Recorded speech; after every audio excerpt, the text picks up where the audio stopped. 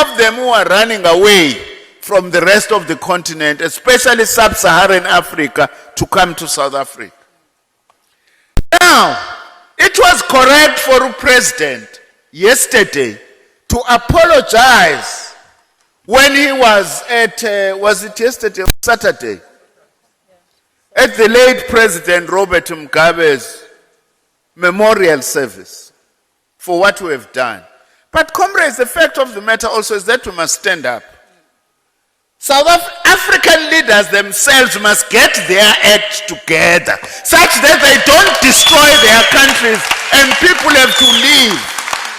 As South Africa, we cannot be able to absorb the results of all the problems that are made by leaders who want to loot their country, who do not care about their own people. So you can't just blame. You can't just blame South Africa. We are doing the best, but it's time we ask those leaders in our continent to say, what are you doing to make your country better places to live in? That should be a two-way process. Bazothi-ke uZimandla xenophobic. It's good ngoba bengikhuluma kulo mhlaba ongcwele. We are saying, let's not attack foreign nationals. But we are saying part of the problem is instability that leads to South Africa having to absorb what it is not able to absorb. So don't get, oh President, abanye ba blame thina and not look at themselves as to what is happening in those countries. But all these issues won't be solved because some of them won't be able to solve their problems. That's why we need working class solidarity in the African continent. So when you talk about our continent, we are also talking about the need of working class solidarity in the African continent. And the building of the trade union movement. In many of our sister countries in the continent, trade unions are being chased away. They are being regarded as enemies. So it's important that we use our advantage in South Africa to also support the building of a progressive trade union movement in other parts of the continent. Lastly, Maqobane, you say united. Qala kanjalo leya slogan, leya theme yenu. It's very important that united. And SACP's message today is to say, today, the need for working class unity, comrades, it has never been this urgent.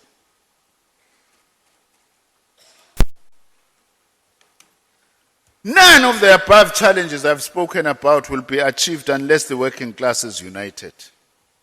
Whether it's fighting against gender-based violence, whether it's transforming our economy.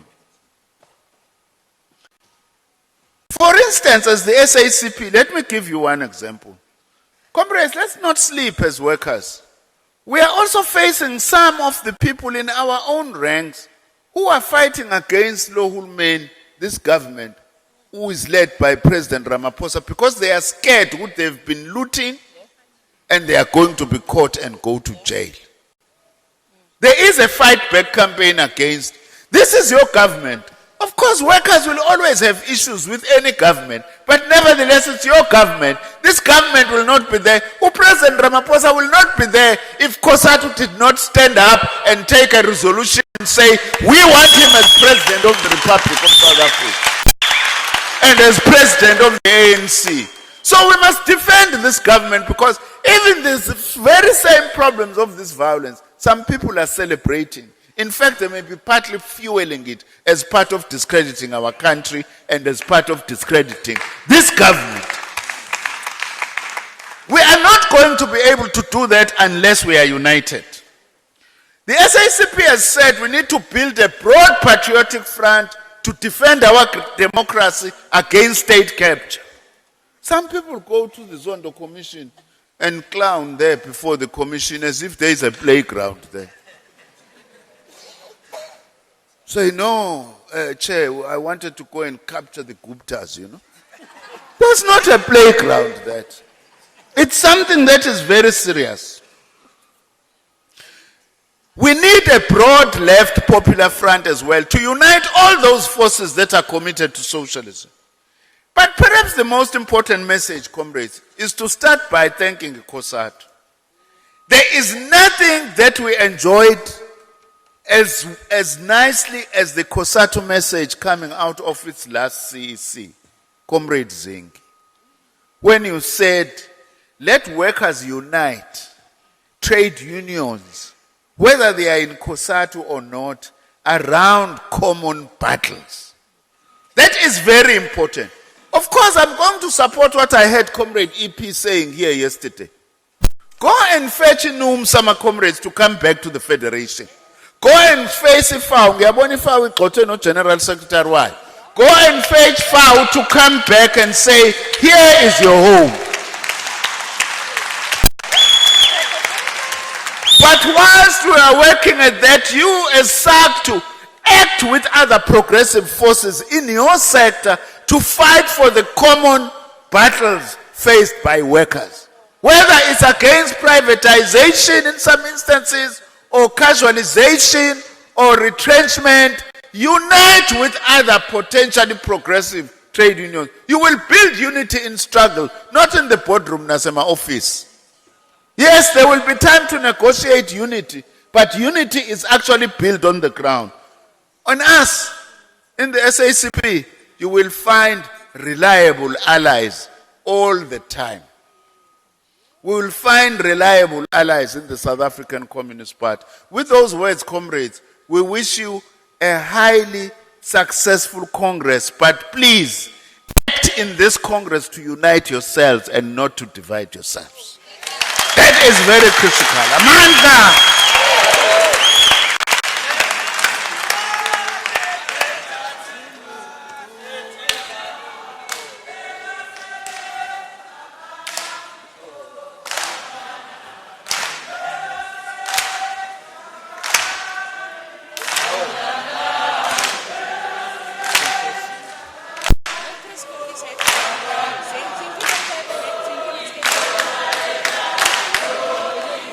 Amanda, comrades, just 1 minute.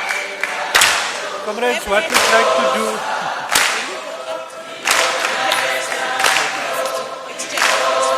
Amanda! Amanda! Amanda! Thank you very much, comrades. We want to proceed. Yes, Comrade General Secretary, we want to give you another locally manufactured hat. This hat is manufactured at the factory where our late Deputy President, Comrade Violet Saboni, worked as a clothing worker, what we call the millinery industry. So it's a very special hat that was made on our 30th anniversary. So now you've got the one you wear and the other one is the collector's item. Yes. And then finally, we want to also just give you our latest 30th anniversary T-shirt, which is specially designed. And all of the clothing that you see here, Comrade General Secretary, including this 30th anniversary T-shirt of SACTWU, is locally made by SACTWU members, but also more importantly, this time around, we made sure that all the Congress paraphernalia, the clothing, is not only locally made, but it is also made from locally manufactured fabric. Having said that, General Secretary, I know you've got an appointment to follow up, but I do want to end by giving you this. There's some other gifts in here, but I do want to say on behalf of the Congress that we've listened very carefully and we do accept your offer for SACTWU to enter into a local procurement agreement to manufacture SAC paraphernalia locally. And we'll be in touch with you. It will be the first political party in South Africa that signs a local procurement agreement with us. Amanda. Amanda! Amanda! Comrades, can I request that for 2 minutes we stand and sing a happy birthday song for SACTWU 30th birthday song to to ourselves. To ourselves. Birthday to ourselves.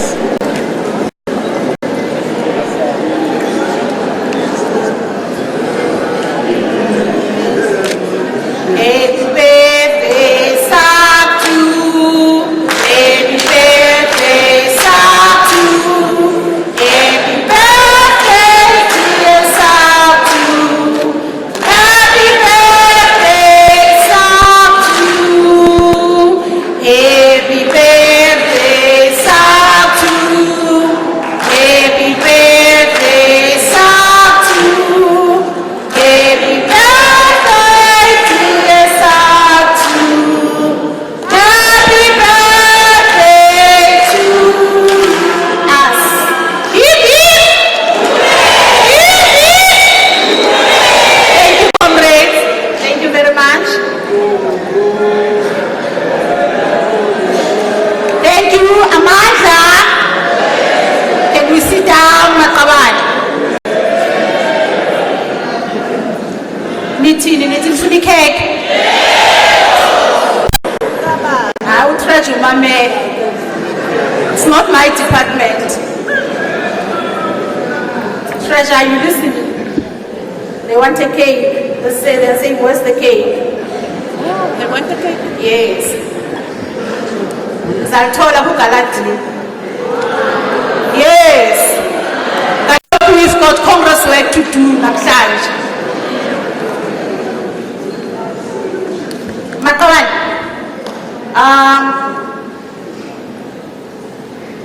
you remember yesterday there was an issue about our agenda where there was a request that a certain item be removed from a certain day to another day. And the item that I'm speaking about is the item of the outlinement of the elections by election agents. And we were given a mandate by the Congress as the national office bearers to try and manage the situation in a better way, to talk to the agency that can't they come today to perform that responsibility. We want to announce to the National Congress that we have tried all our level best to execute the responsibility and the mandate you gave to us, and at least we won. So, comrades, I'm going to request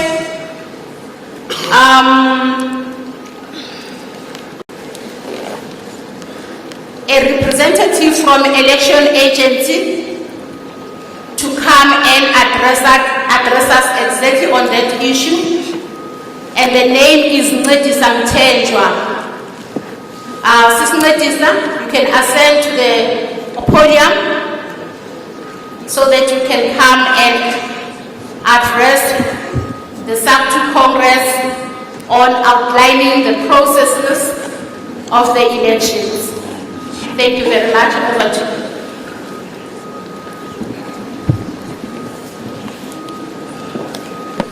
Good morning. Molweni. Sanibonani. Dumelang. Sithi kuye more. Kuye meda. My name is Ncedisa Mthenjwa from the Elections Agency.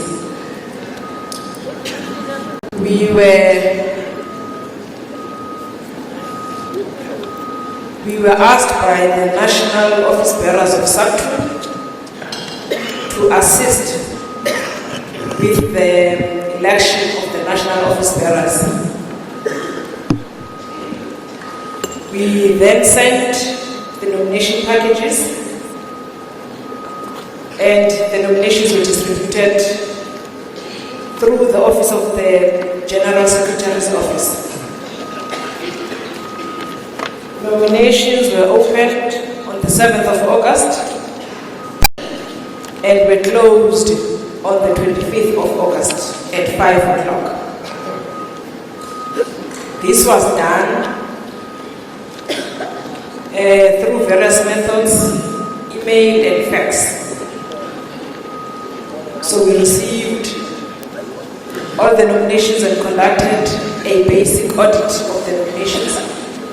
We sent the nominations outcomes to the branches, also via the Office of the General Secretary. After that exercise was concluded, we then received a letter from a branch seeking clarity, especially on the National Secretariat candidates, that are they complying with Rule 16.5.1 of your Constitution. We wrote letters to the 7 candidates that were affected and asked them to declare in the form of an affidavit that they are indeed not prohibited to stand in terms of that clause 16.5.1 of your Constitution. We were then satisfied that everybody that was nominated by branches for the various officials as well as the secretarial positions do comply with your Constitution.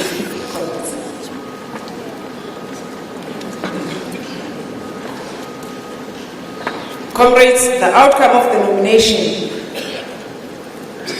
indicate that some positions are contested and some positions are not contested. However, because we have positions that are contested, we will not declare unless I am corrected. Unless I'm corrected, but because my assumption is that we'll only declare all the officials at the last day of the Congress. The officials that are not contested will then just be deemed to be nominated or elected unopposed, but the final declaration we do together with the other, when we announce the actual results, that would be contested, that would run ballots all of the Congress. Is that clear?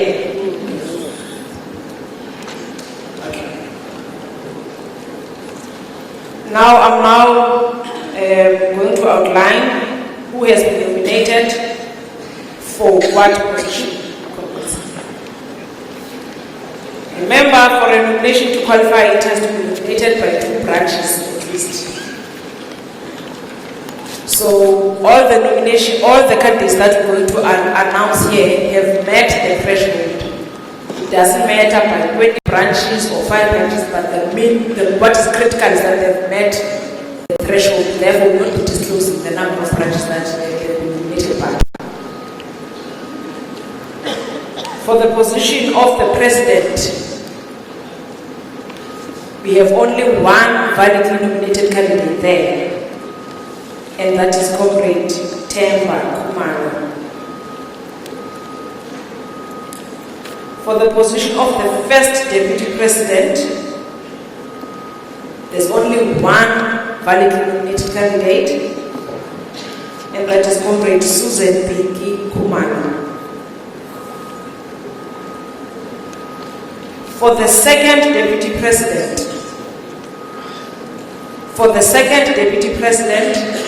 we have 3 validly nominated candidates there. We have Comrade Tandazile, is it Ralushai? Correct me if I'm mispronouncing it. Comrade Stelo Kumete and Comrade Abel Masoke. Tandazile, Ralushai, Stelo Kumete, and Abel Masoke. These are the 3 candidates that have accepted the nomination for the second deputy president position. For the position of the national treasurer, only one name came through, and that is the name of Comrade Frida Post-Yazen. For the position of the general secretary, we also received one name, and that is the name of Comrade Andre Green. For the position of the Deputy General Secretary, there are 2 validly nominated candidates there. That is Comrade Tembinkosi Ngobo and Comrade Membinkosi Vilina. Tembinkosi Ngobo and Membinkosi Vilina. These are the 2 candidates that have accepted nomination for the position of Deputy General Secretary. For the position of the first National Organizing Secretary. First National Organizing Secretary, we have 2 candidates that have been nominated there. We have the name of Comrade Jongile Mazwi and Comrade Bonita Lobsa. These are the 2 names that have accepted nomination for that position. For the last position, that of the second National Organizing Secretary, we received 5 nominations for that position. We received 5 nominations for that position, but we only have 4 validly nominated candidates there. Because the 5th one did not accept nomination for that position completely. Therefore, it leaves the 4. But there were 5 initially. Right? Comrade Tembinkosi Ngobo did not accept nomination for that position completely. That is why his name won't appear on the ballot paper. It's the 5th name that he did not accept nomination. Comrade Rosemary Mahaya accepted nomination. Comrade Sibusiso Michael Shabalala accepted nomination. Comrade Tsepo Makhene accepted the nomination, and Comrade Fahmi Abrahams accepted the nomination. So it leaves out the 4: Rosemary Mahaye, Sibusiso Michael Shabalala, Tsepo Makhene, and Fahmi Abrahams. These are the 4 candidates that are contesting for the second National Organizing Secretary. In terms of voting,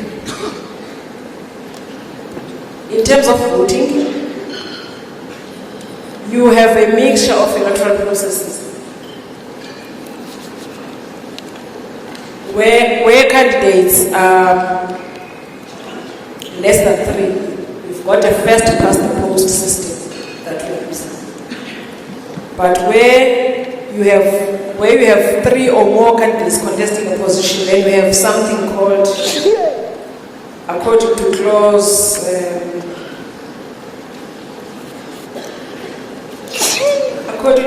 16.5.1, an absolute majority would have to be obtained.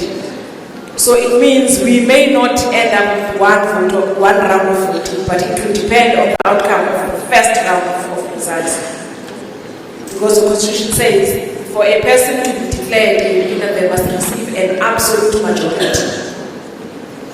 So, positions that are contested by 3 or more people will then, we may run second rounds of voting so that we get a candidate that will then receive the absolute majority from the Congress delegates. You will be voting on Wednesday morning, the last day of the conference.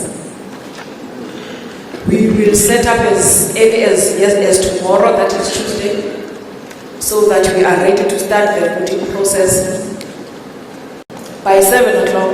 Comrade General Secretary, that is very simple. Because we are not sure how many rounds of voting we have to conduct. So we propose or plead with Congress that if we can start as early as possible, because we are not here only for the elections, but we are here to conclude the business of Congress as well, so that we don't spend much time doing voting. The reason we want to start that is so that we have time and prepare for other rounds of voting if needs be. Comrades that may reconsider their nominations are free to contact the elections agency and declare as such. but we will have to then be given an opportunity to come to Congress so that we can update Congress on the final list of candidates that we will be voting on. So if I'm correct, you're going to have one ballot paper that will have all the 4 positions that are contested, so that everybody appears on the ballot paper, and the ballot paper will be arranged in alphabetical order by surnames of the candidates, not in any other way, but alpha order by their surnames. At this point in time, Congress that may reconsider the nomination are free to contact us until tomorrow at 3.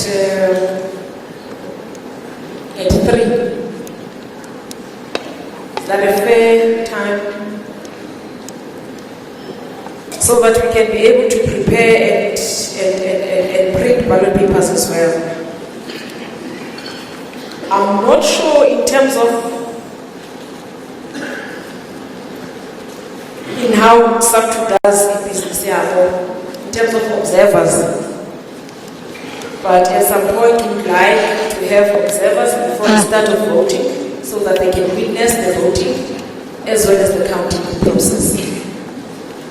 I am sure we will be informed maybe by tomorrow, so that we know, and also be shown the voting area, so that when we set up and when we come here to brief Congress as to what or where the voting, because the what part I'll address now. When you come to vote, please bring your name tag, as well as an additional form of identification, like your ID, your driver's license, or whatever, but we need something that will supplement. Because from our experience working with elections, things happen. So we need a proof that somebody that is presenting this voting card is indeed this person. Will bear with me if that is not the culture from SACTWU, but I need to cover my back so that when the other person comes to say, I'm here to vote, and I say, but you've already voted, then I know I'm covered. I did not give somebody's right away to somebody. Congress, at this point in time, are there questions on what I have presented to you, Congress?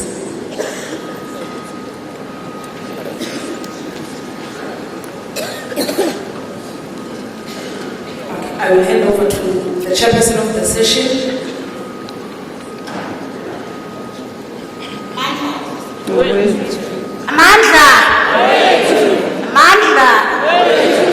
Okay, comrades, this is the session here to take note of the concerns that the Congress wants to raise on these processes. So I will assist by chairing the session for her or on her behalf. So I want to begin to note the concerns that are going to talk towards Sister has spoken to us about. Can I bring to note Comrade Blade was here and he's so short.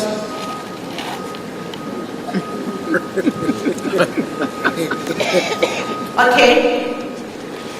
Eastern Cape will be 1.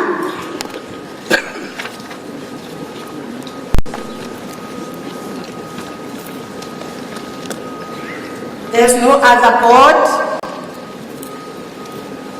and I want to go once. I'm going twice. I'm going thrice. Closed.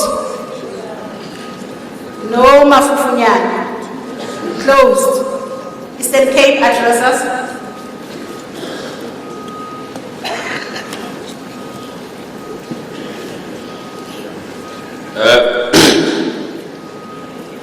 Thank you, Comrade President.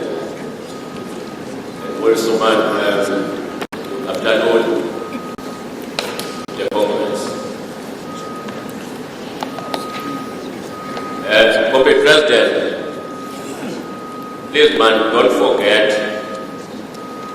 to remember to tell us the way to celebrate making us up tonight. We sang birthday songs today so often, so we'd like to know the value for it. But then, okay, Mr. President, let me come to what you are. We want to confirm, and Comrade President, that the letter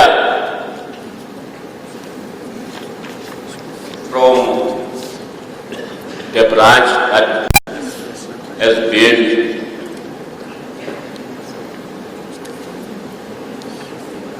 given here, we received that letter, and the letter reads as follows.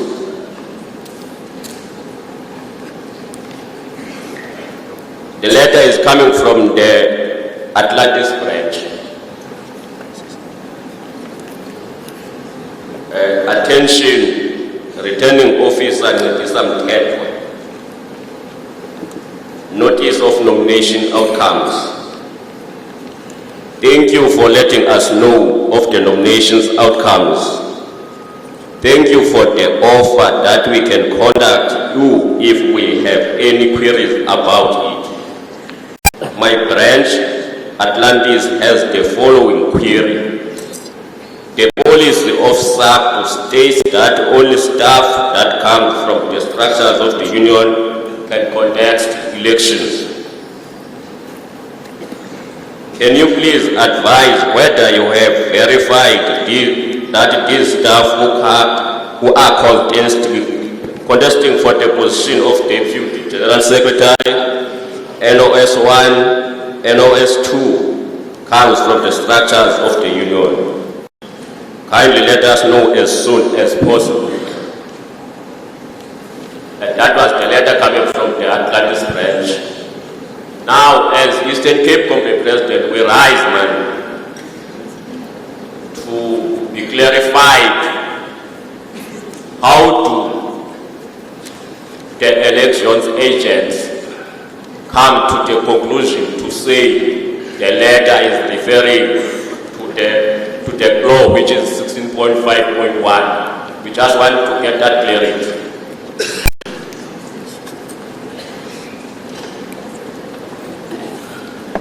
And also then, Comrade President, which I think we want also to propose which to the Congress. In terms of counting, we want to propose, man, also to include all the branch chairpersons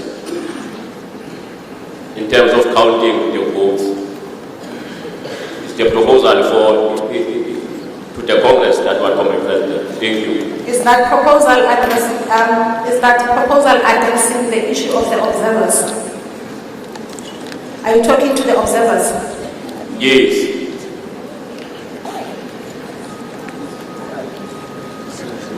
To the counting, Comrade President. Yes. It's observers. Yes. Okay. Siyabulela Eastern Cape. Mama, wait to see.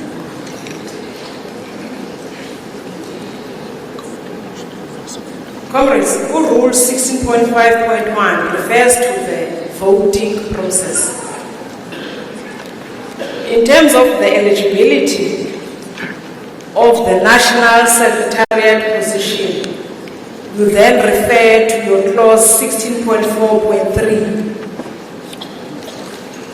The rule that I cited was only for elections, to say in case you have more than 3 candidates contesting therefore, you need an absolute majority in Congress. My apologies if it emerged as if we were confusion. But the one that deals with the criteria for the National Secretariat is your clause 16.4.3.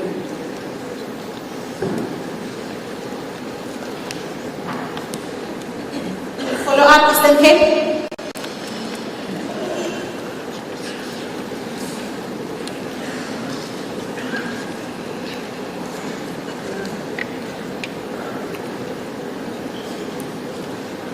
Thank you, Mr. President,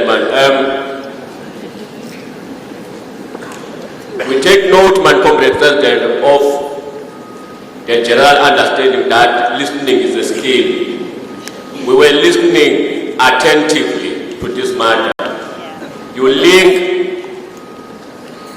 this clause verifying that you have received the letter. So you linked the letter with this clause, with this.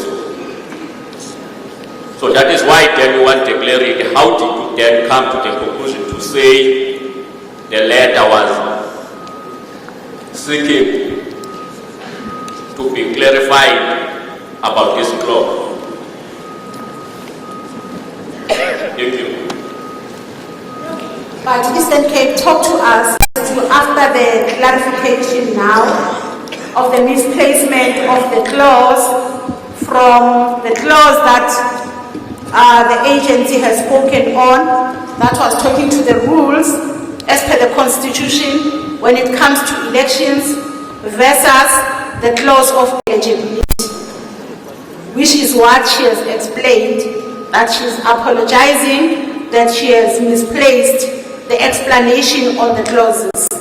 So you can talk to us, are you comfortable with the explanation? Because she has apologized for misplacing the clause.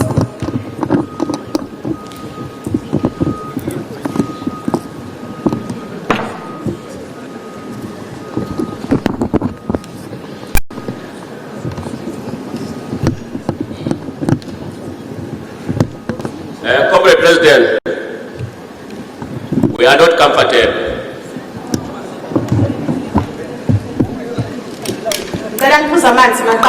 The board's down. Everybody sit down, comrades. There's no crisis. There is no crisis. And can I allow the event that is happening now to be welcomed before, and then we'll go back to the debate?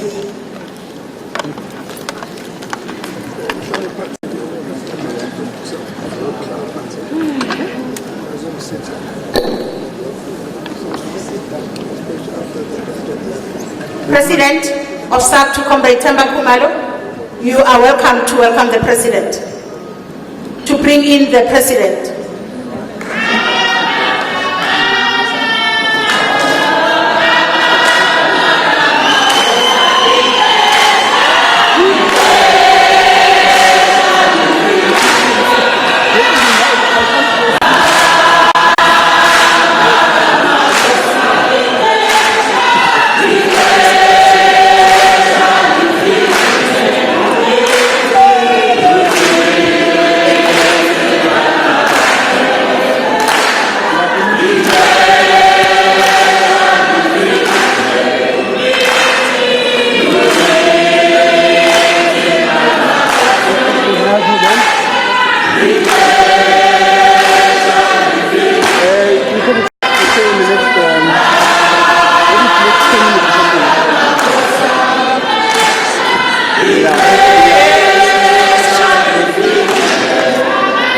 Okay, all right.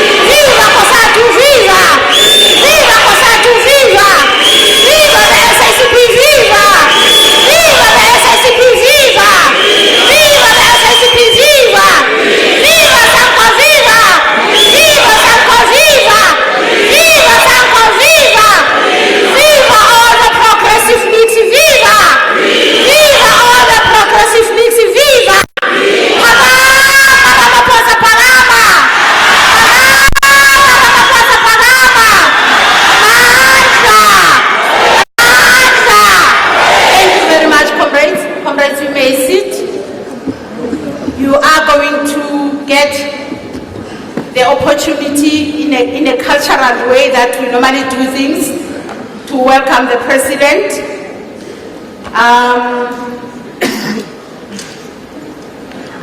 Can we now, since the president has settled, can we proceed?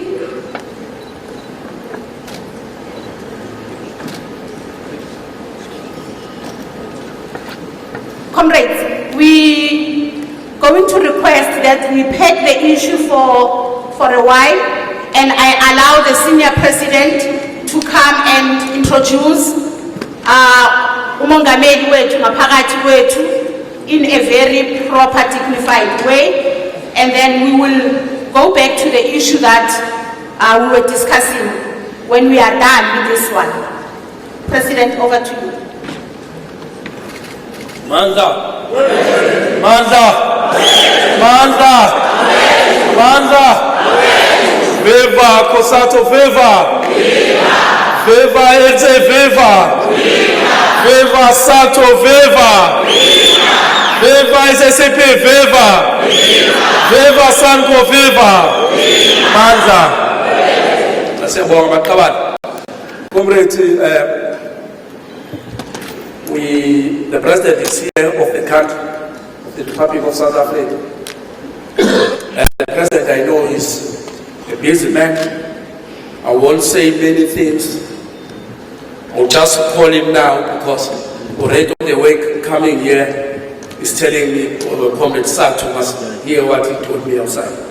Because unless keep uthi unamasudu awu4 akhiwe ekhaya ngithi le nqwaba amasudu wathenga ngaphi uthi wathenga phesheya the kodwa ayiphinde kwenze lo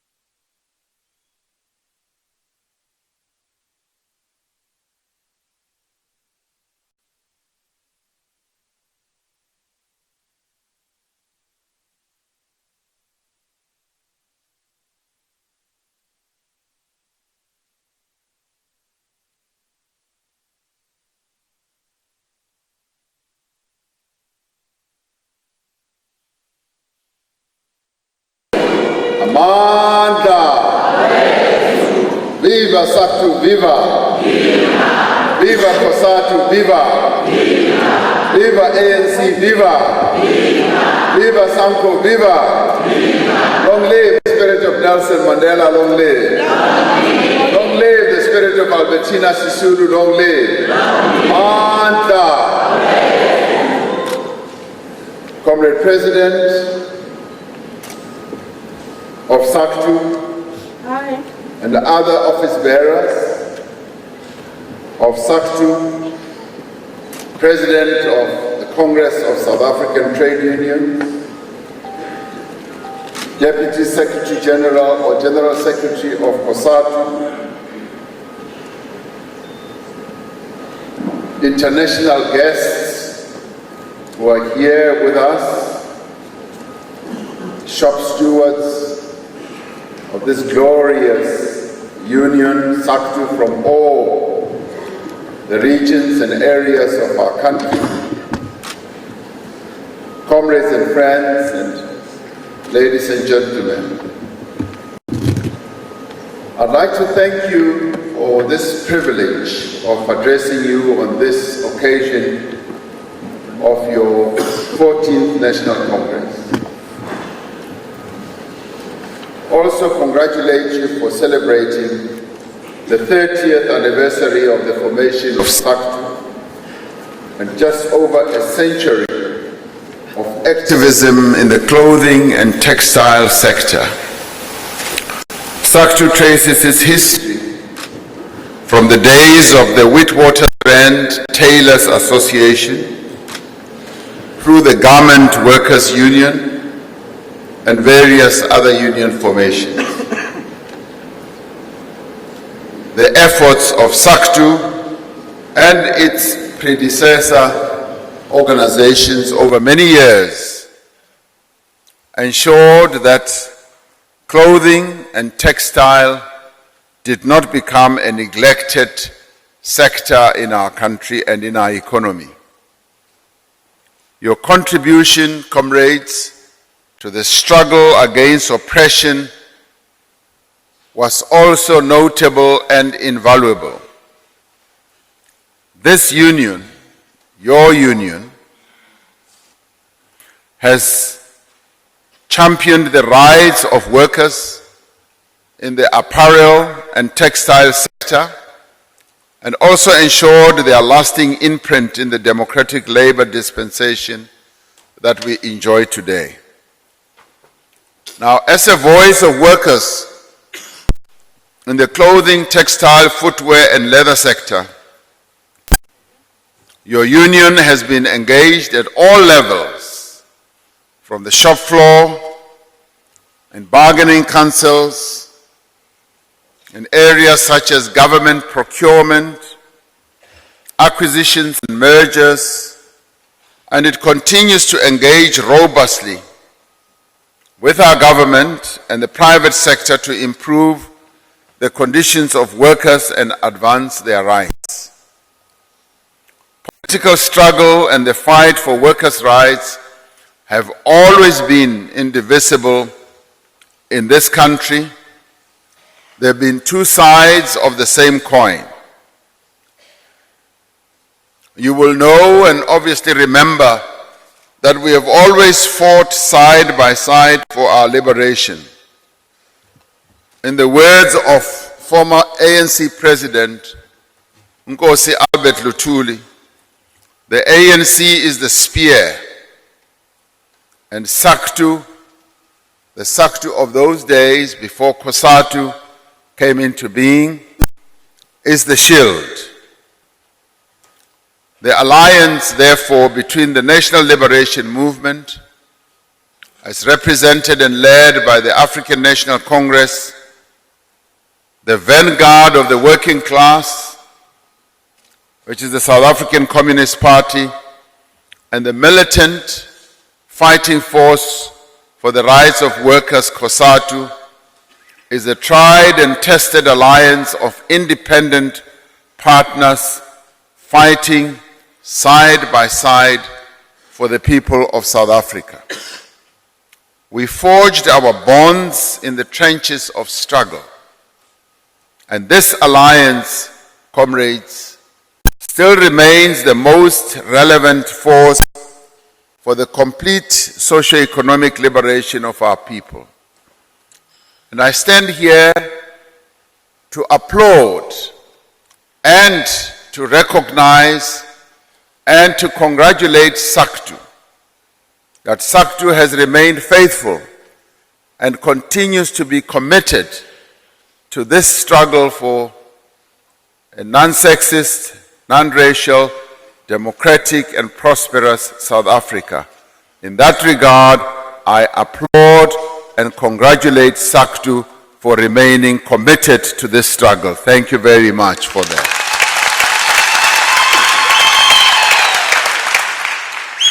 Comrades, we must still work together and form compacts against poverty, unemployment, inequality, economic exclusion, and many other ills. We must form these compacts to advance the cause of our country and its people. It is our steadfast focus on these issues, working as a strong united front, that will preserve SACTWU and its mother body, Cosatu, and continue to position them as the leading fighting force for workers' rights in our country. And comrades, it was for this reason to come and acknowledge this commitment that when the General Secretary kept insisting that I should come to this wonderful Congress, even as I didn't have much time, I felt duty-bound that it is a must for me to come here, to come and spend these few minutes with you. So I am really delighted to see red all over the show, even as I don't have red myself. Thank you very much. But I was quietly promised that I would be given your colors today. So I am ready and willing to do so.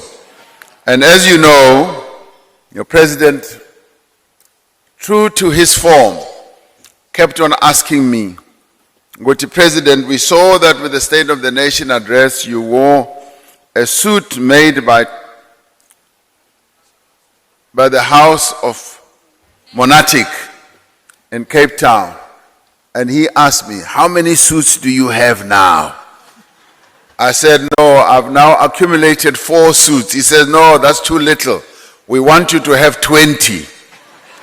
So I'll go and check my budget whether it can get up to 20, but it is going to get there because they've invited me to come for a fitting. So I'm going for another fitting and I'll keep accumulating suits that are made by the workers of our country. And thank you very much. Comrades, in the past few weeks, we have experienced unacceptably heightened levels of gender-based violence, attacks, rapes, and killings against the women of our country. We've also experienced attacks on foreign nationals. The women of our country, comrades, are being killed, they are being raped, and they are being brutally violated by South African men, the men who claim that they love the women, that they are violating, raping, and killing.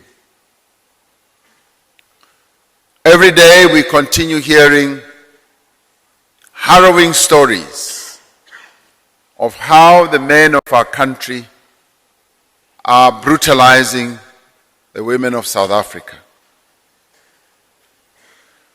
We are not the only country who is struggling against gender-based violence. 2 weeks ago, I saw how France, a country in the advanced economy realm, including Spain, are also reeling from this scourge of gender-based violence.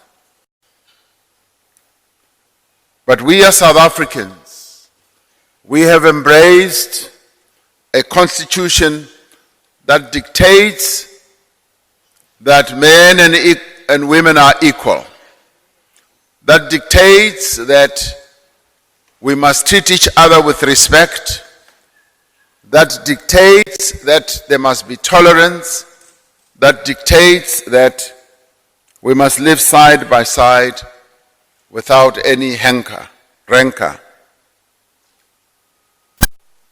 So we would want to see ourselves as being different, deeply entrenched in the values and the ethos of our Constitution, but also deeply entrenched in our own traditions. Our traditions as Africans, as the people of this country, are that men have always respected women. Men have always given due regard to women. It is, in a way, also something strange that men should now be attacking women because through rape, through violence, and through femicide, it is men raising their hands and attacking women, attacking other human beings. And it is for that reason, comrades, that we say we must bring an end to this scourge. This scourge does not belong here in South Africa, and it must end, and we must end it now. It requires that the men of our country must stand up and say, not in our name. This is going to come to an end. We are going to give due regard to the women of our country. So we condemn in the strongest possible terms the acts of violence perpetrated against the women of our country, but we also must condemn the violence that has been perpetrated against people from other countries. There is no excuse whatsoever for violence. The criminality and the looting that was of foreign nationals is something that is totally unacceptable. This nation knows all too well the trauma and the pain that intolerance and discrimination brings, and we will not inflict such trauma on anyone else.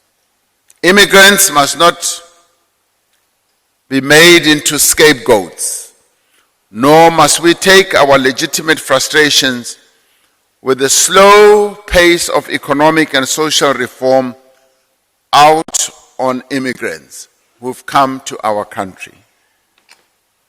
But of course, South Africans have genuine grievances, and we must do all we can to resolve the grievances that our people have with regard to unemployment, with regard to debilitating levels of poverty, lack of housing, access to quality education, healthcare in a manner that builds our nation.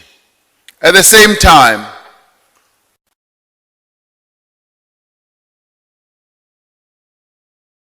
their nationality, whether they be South Africans or immigrants, or whether they have a particular social standing. And we are saying, when you are here in our country, if you break the law, there must be consequences. We cannot be a country that does not have rule of law. And there shall be rule of law in South Africa, whether people like it or not, it will happen.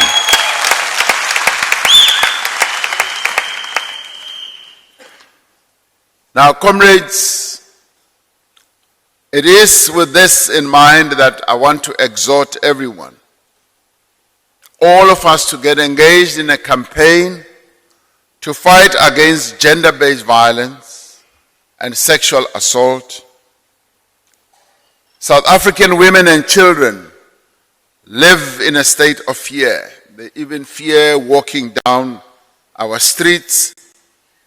They fear using public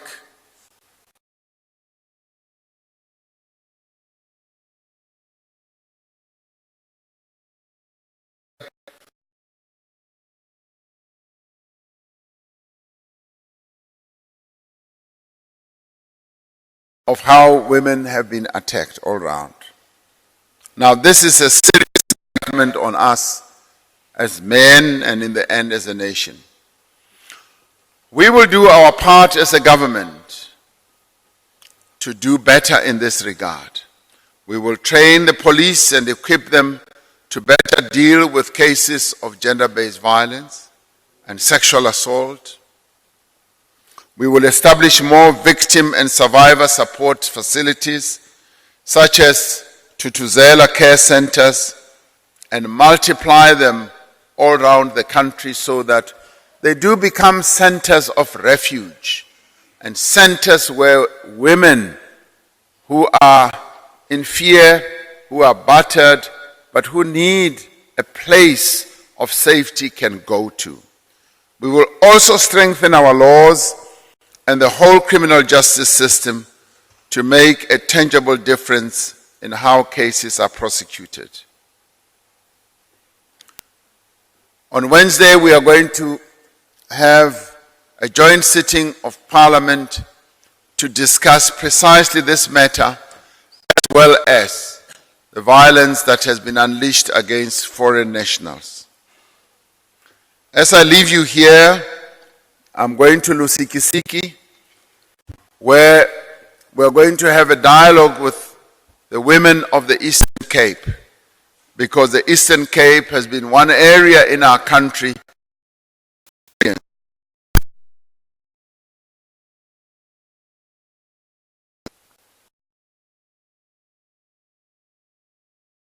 not be enough unless we deal with the issue.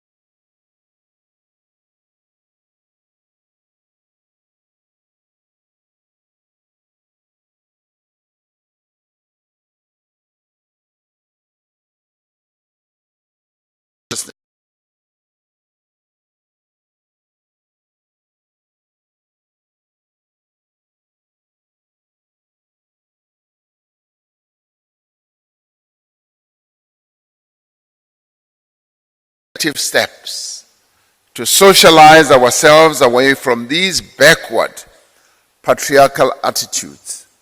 We must build gender-neutral socialization also into our school curriculum. At the same time, we must consistently empower both boys and girls to understand that they are equal. Most importantly, boys and girls must be taught how to resolve conflicts amongst themselves without resorting to violence. We must also, as we do this, remember the stalwarts of our movement, those who have come before us, like Dorothy Nyembe, Johanna Skippers, Mamu Emma Mashinini, Violet Siboni, and many other women veterans. And we should remember them because they were champions of fighting against gender-based violence. And it is when we keep them in our memory that we will seek and try to emulate them. Our priority as a government is to make sure that we stem all these tendencies out. We have a huge task ahead of us. And this past 3 weeks have just raised the specter of gender-based violence to a highest level, as well as the attack on foreign nationals. We must tackle it together as a nation, and we must keep talking about it in every forum. Yesterday I was in a church service in Soweto, Johannesburg, in Gauteng, and in the church they were going beyond praying about this and talking about this. They were actually taking action. Next week Sunday they are embarking on a massive march. They call it the March of Prayer, where they are going to be going around for a number of kilometers, raising the level of consciousness and awareness about this issue. And therefore, comrades, we must, all of us, engage in various activities, in various iterations and manifestations to raise the level of awareness. Now, I'm delighted that gathered here are shop stewards from various parts of the country.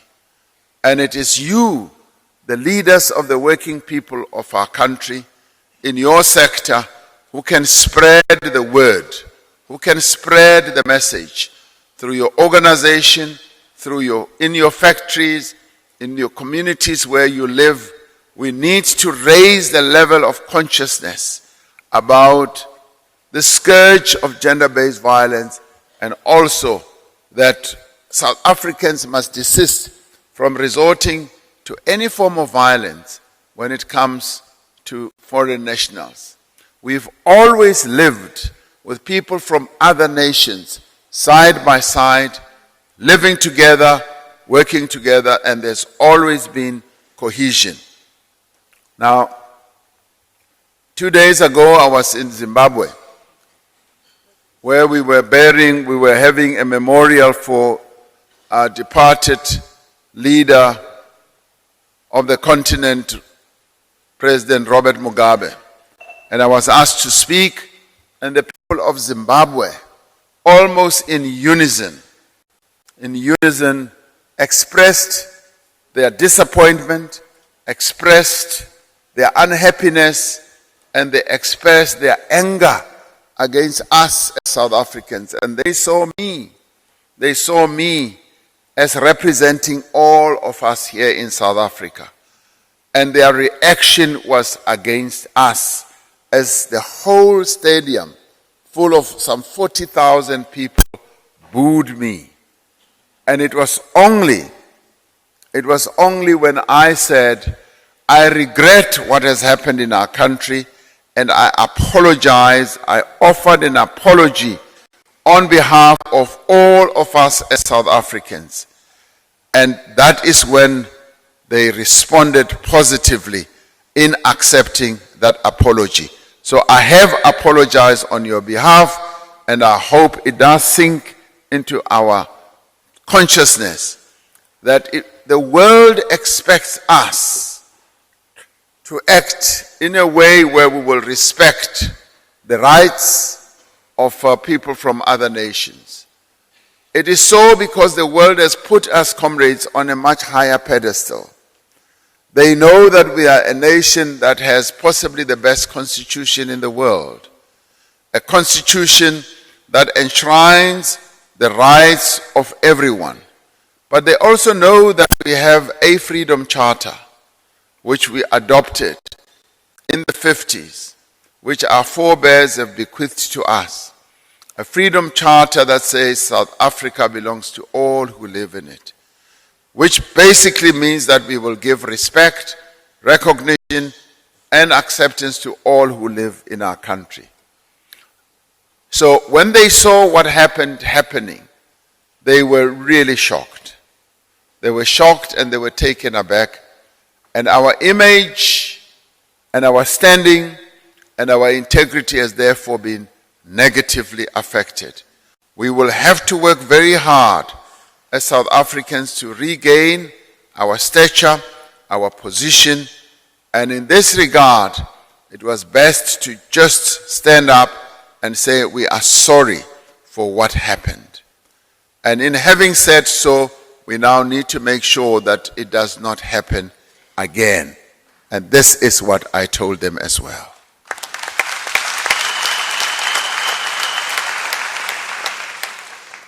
Comrades, apart from dealing with all these other issues that are current, we are also dealing with another current issue, which is how we go about to grow our economy and create jobs in as many sectors as possible. And it is for this reason that we are continuing our work to stabilize various entities in our country. The one that affects our economy even more sharply is our power supply, but we're also addressing to the financial operation and governance challenges all round. Now, the 3.1% GDP growth during the last quarter is an indication that we can steadily improve our overall economic performance. This requires us to get the fundamentals right for our particular situation and our unique challenges, to engage in good debate and consultation about the appropriate economic policies and strategies that we need to pull us out of the situation that we are in, and that we all pull in the right direction, in the same direction.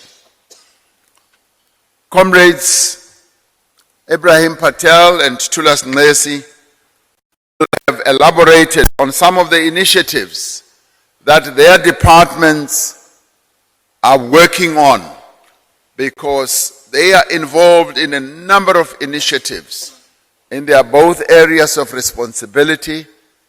And also Comrade Blade Nzimande, who would have been here as the Secretary of the South African Communist Party, would also have spoken about some areas that he is responsible for. Now, we have committed, comrades, that we want to grow the sector in which you operate. We have identified the clothing, textile, footwear, and leather sector as a sector that we want to focus on, because we see it as a growth sector. We do not see it as a dying sector. Your sector is a growth sector.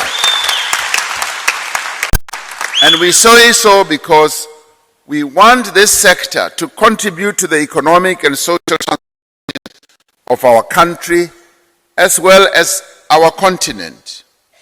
Now, the reasons for that are fairly simple and straightforward.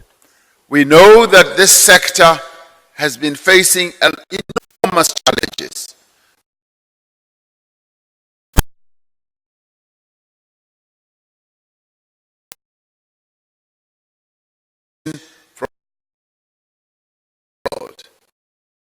We, in looking at this sector, we say a new bright future is opening up.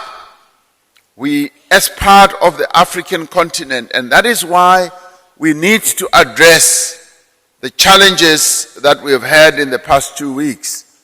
We need to address them so that South Africa can occupy its place on the African continent, particularly when we come to the Africa Free Trade Area Agreement, which is going to open up a huge market of 1 billion people on our continent, a market which is $3.3 trillion in terms of the power that it has.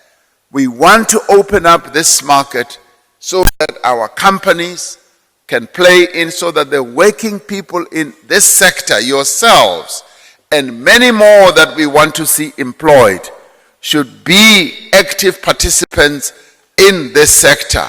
And it is for that reason that I see it as a growth sector, so that you can make all the goods that can be sold into this market. It is important that the clothing, textile, footwear, and leather sector should contribute also to the manufacturing segment of the economy, and that it should be improved from the current 3%. We have set ourselves, comrades, of a goal of improving the contribution of the manufacturing sector to the economy, and improving the contribution of the clothing, textile, footwear, and leather sector should aid in achieving our overall goal. To this extent, over the past decade,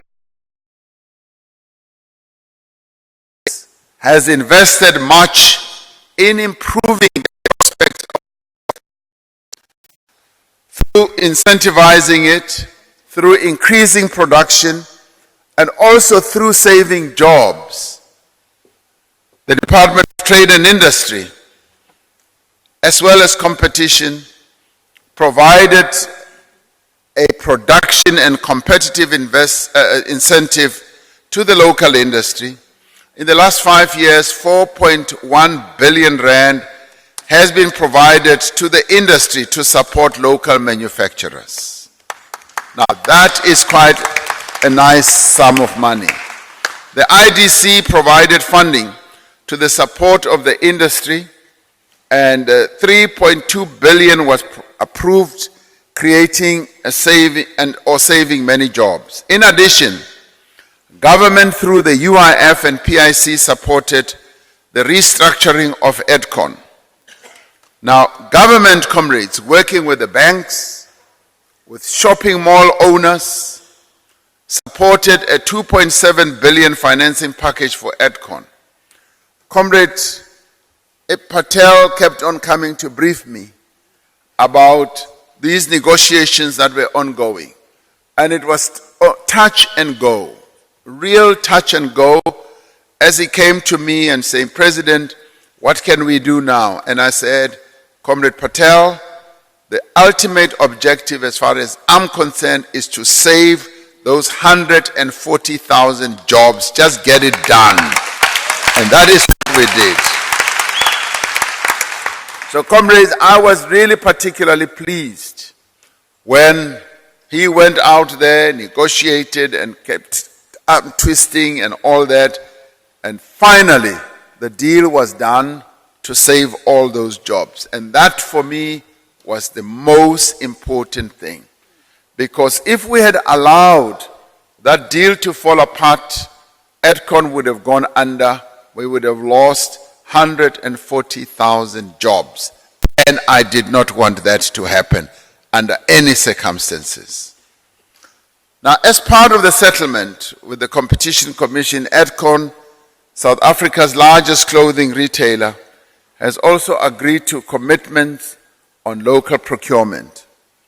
Other strategies to save jobs include the training layoff scheme, now renamed Temporary Employee Relief Scheme, which reskills the workers, enabling them to be re-employed when ailing companies recover.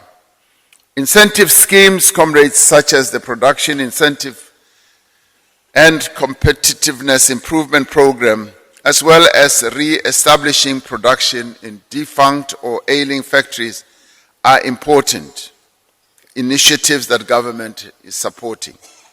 Now, between 2014 and 18, government approved these incentive applications that are worth 4.3 billion, of which 4 billion has already been dispersed.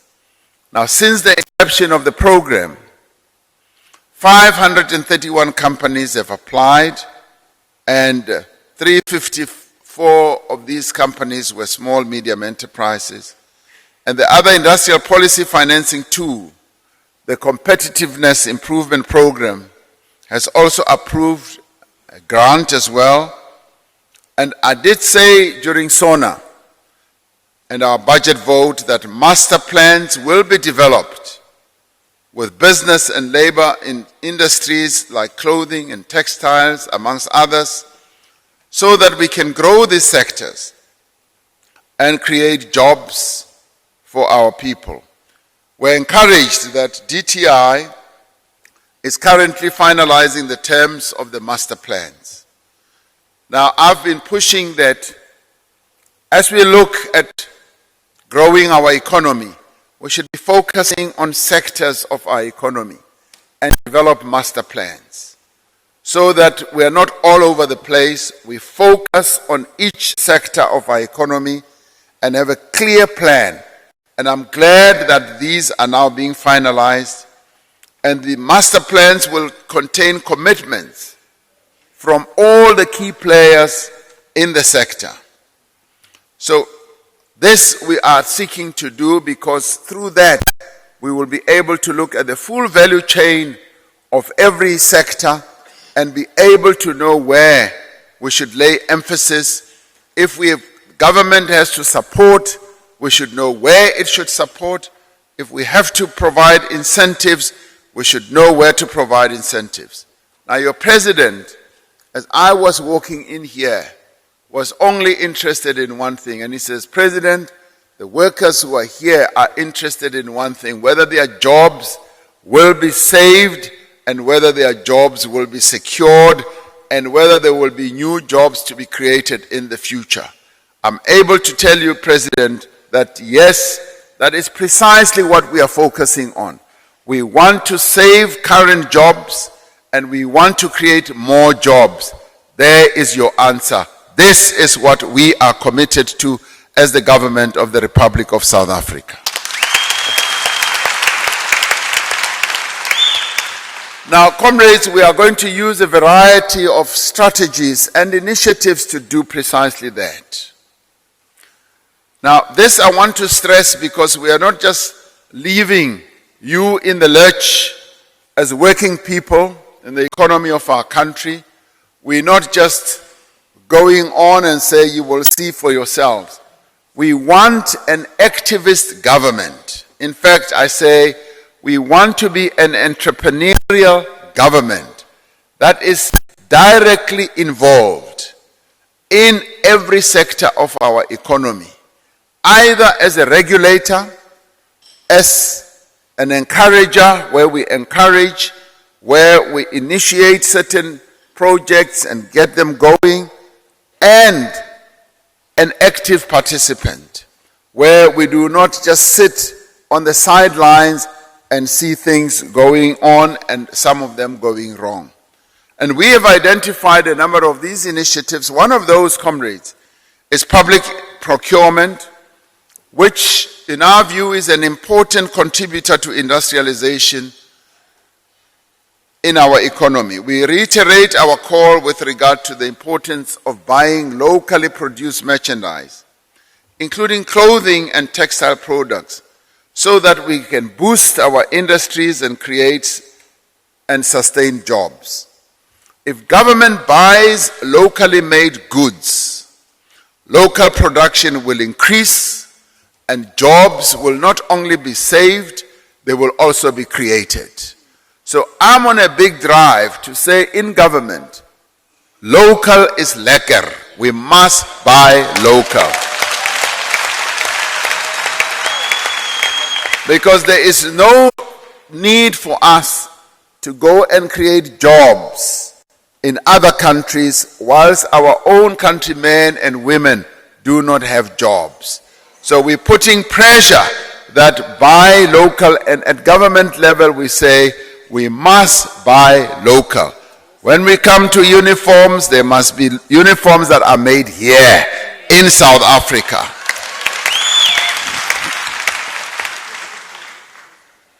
Now, we've identified and designated 23 sectors or products that had been designated for local production with varying minimum local content thresholds. One of the first sectors designated was clearly the clothing, textile, footwear, and leather industry, with government prescribing that such products should have 100% local content. In other words, 100% manufactured here in Mzansi, here in South Africa. Now, your sector is labor intensive with considerable multiplier effects which can make a significant contribution to our economic growth. We are encouraging, as I said, all departments as well as institutions to buy local, yes, and we would like tenders for footwear in government, uniforms, the airlines and various other sectors to go to local businesses where you work, and ideally women and youth-led businesses. We will be more vigilant in enforcing these regulations relating to local procurement.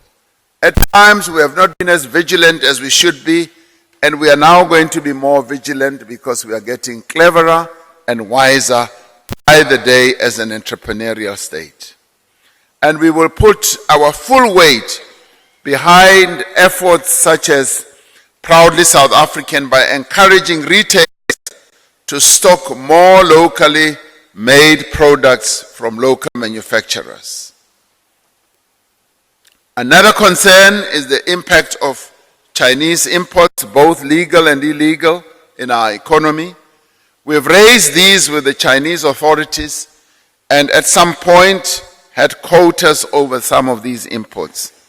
Now the Trade and Industry Minister has met with both the Chinese ambassador and the Vice Minister of Trade to discuss illegal and illicit imports of goods from China to ensure that goods imported imported are not under-invoiced. And this is where the issue of the rule of law applies. Because when we allow illicit goods to come in, it undermines you, it undercuts you, and it also destroys your jobs. Now we want to be more alert and make sure that this does not happen. In October last year, we held a presidential job summit. Several key agreements were reached between labor, business, and communities and government on things such as customs fraud and SARS efforts to fight illicit imports, including the re-establishment of investigative and enforcement capacity and the end-to-end investigation of imports and distribution chains and networks. SARS has also established an illicit economy unit focusing more specifically on high-risk sectors such as fuel, cigarettes, and other clothing, textile, footwear, and leather industry products. The Revenue Service has established a task team which is going to focus on this. As a result, now SARS has conducted a number of raids and has confiscated more illegally imported goods recently. And customs officials are intercepting hundreds of millions of goods that are brought in clothing and a whole lot of others. Now, between July and September, for instance, SARS conducted about 2,500 raids for counterfeit illegally imported goods. The estimated value of all these goods amounts to well over R1 billion, and a number of them were in clothing, textile, footwear, as well as leather. Now, we are focusing, as I was saying, on a number of initiatives. Some are clearly direct initiatives and some are to protect your industry. As you discuss the various issues during this Congress, keep in mind that it is our collective duty to also improve the skills of our workforce and allow them to continue working in an increasingly digitized world. The world of the fourth industrial revolution, comrades, is here. And our task, and your task as a union president, is to make sure that the workers in this sector are prepared for the changes that the fourth industrial revolution is going to yield.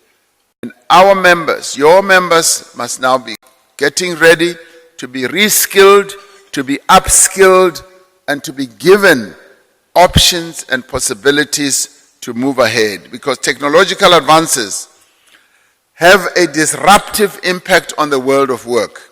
And we must equip industries such as the clothing, textile, and footwear and leather industry, and make sure that workers are able to deal with the challenges and opportunities that are offered by digitization. We need to ensure that labor relations also in your sector is so well streamlined as to be able to deal with this issue. The one issue I've always raised, which Cosatu unions are afraid of, and I've raised it repeatedly, and I say, we're operating in the new era, comrades. The time has now come for workers to be in the boardroom, of the companies that they work for. We should not be afraid to go and sit there with the bosses to determine where our companies are going to.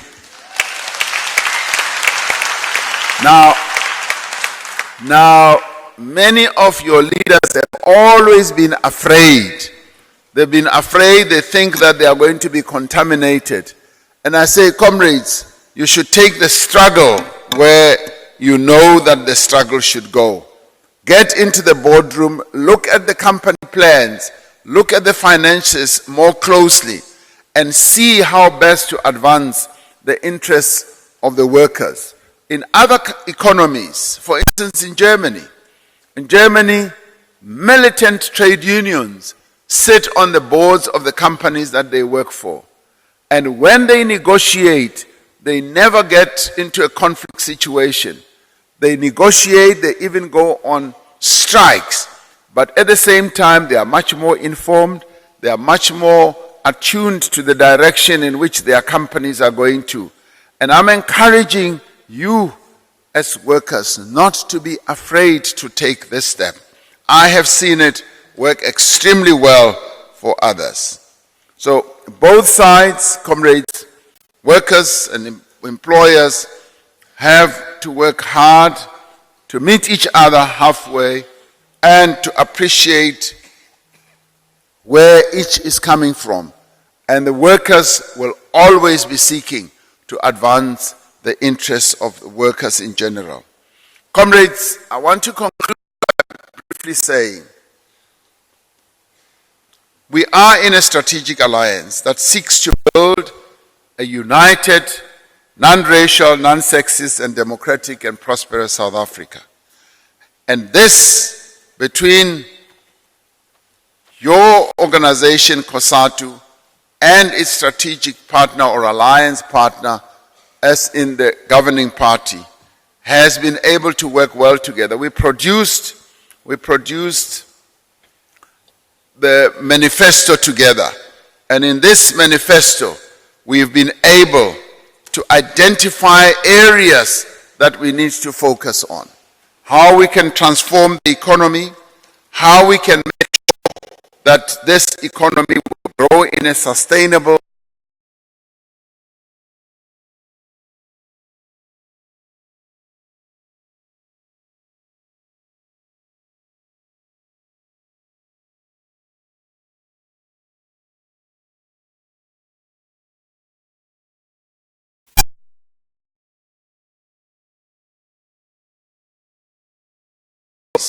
because we are the one country where monopolies have always had a stranglehold and a tight control on the economy of our country.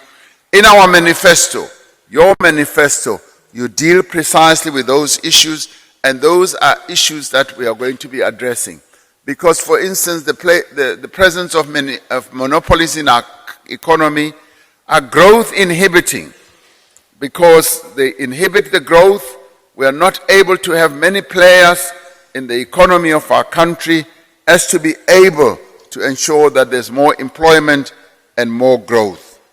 And we also need to drive innovation, to participate in this digital revolution that I was talking about.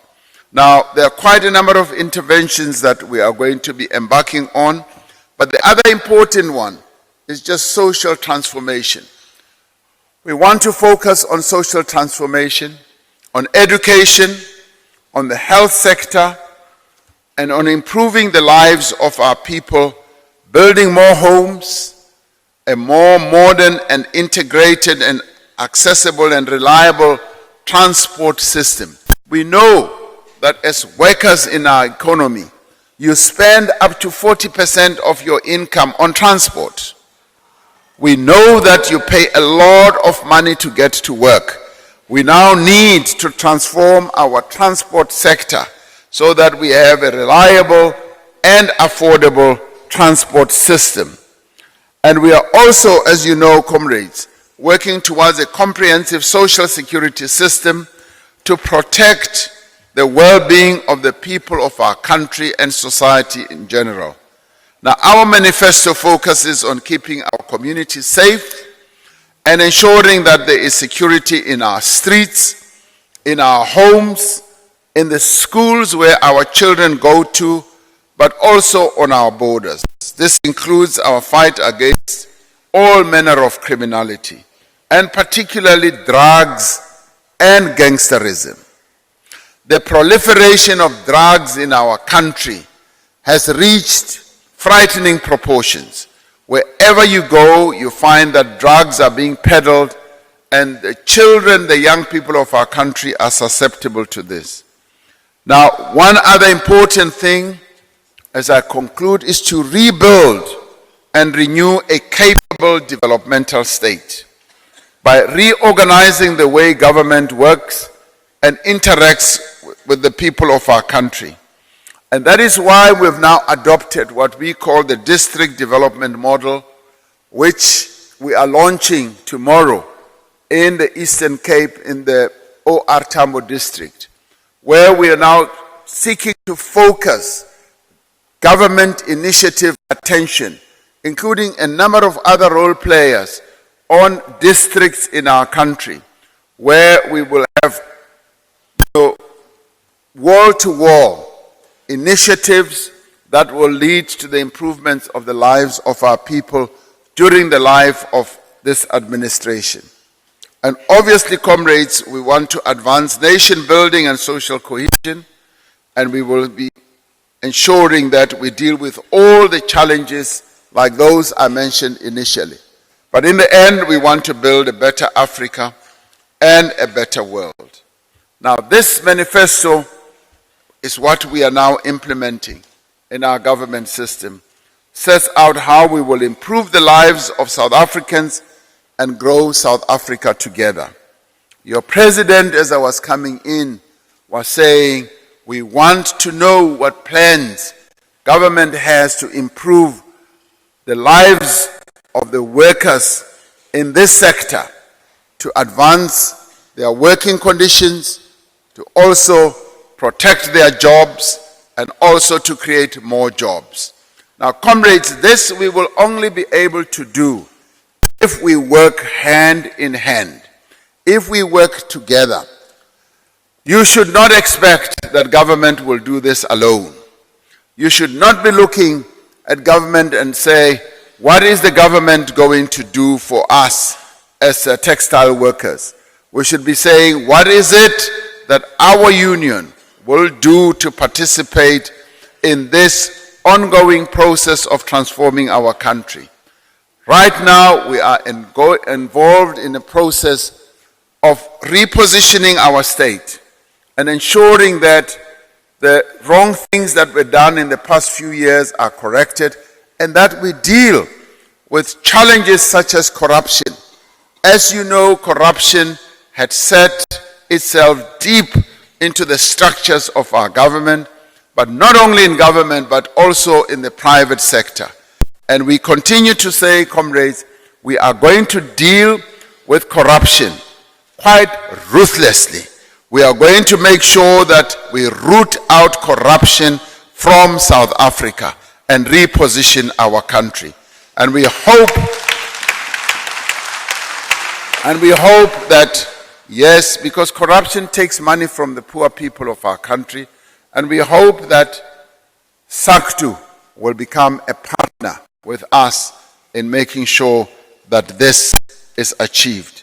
So, comrades, let us pull together and grow our country together.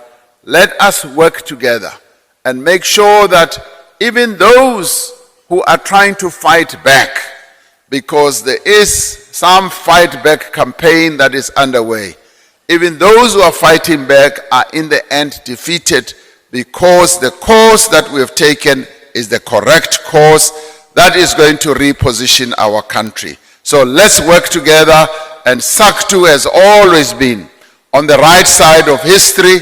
SACTWU has always been in the forefront of the struggle, and I say, let's join this struggle together and build our country and grow our country together. Amandla! Amandla! Viva SACTWU, viva! Thank you, comrades.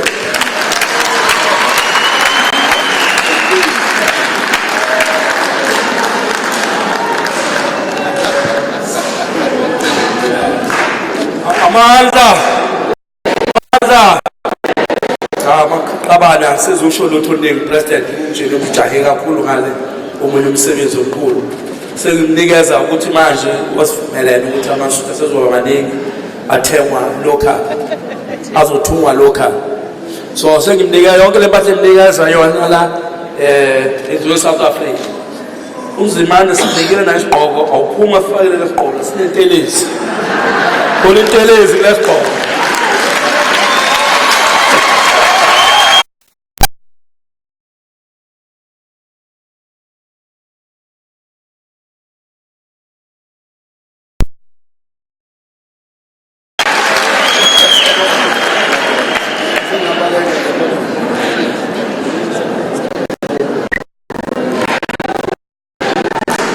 comrades.